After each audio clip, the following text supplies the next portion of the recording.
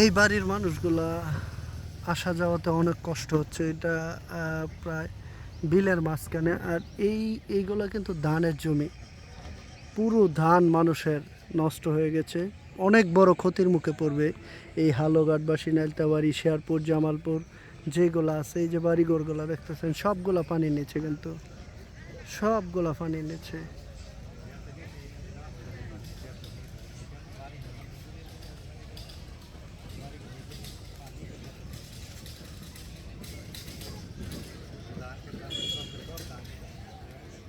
এইগুলা কিন্তু ধান ক্ষেত, প্রচুর পরিমাণে ধান মানুষের আশা ছিল, কিন্তু এই বন্যার কারণে সমস্ত ধান ক্ষেত, সমস্ত ধানের জমি এখন পানির নিচে। এই যে এই বাড়িগুলো কিন্তু সবগুলো পানির নিচে। সমস্ত মানুষ অনেক বিপদে আছে। এটা প্রায় মেইন রোডের কাছাকাছি একটা জায়গা, তাও এটা পানির নিচে।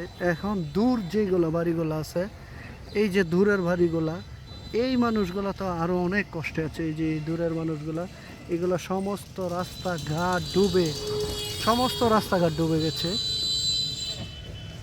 এই যে দেখতে পাচ্ছেন সমস্ত রাস্তাঘাট ডুবে গেছে। এগুলা প্রচুর পরিমাণে মাছ, প্রতিটা মানুষের ঘেরের মাছ চলে গেছে।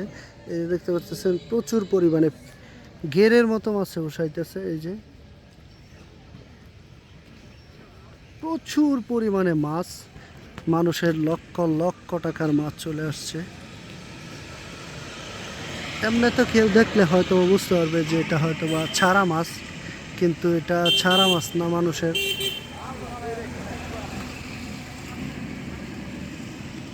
এই যে দেন কি বড় বড় মাছে ওষা দিচ্ছে।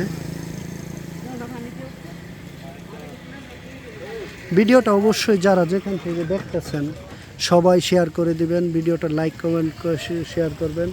যারা ইউটিউবে দেখতেছেন অবশ্যই তারা ভিডিওটা বেশি বেশি করে শেয়ার করে দেবেন, সবাই যেন ভিডিওটা দেখতে পারে। আর যারা কুমিল্লা, ফেনী, নোয়াখালীতে যারা গেছেন অবশ্যই হালুয়াঘাট, নাইলতাবাড়ি, শেরপুরের দিকে আসবেন, সবাই দেখবেন।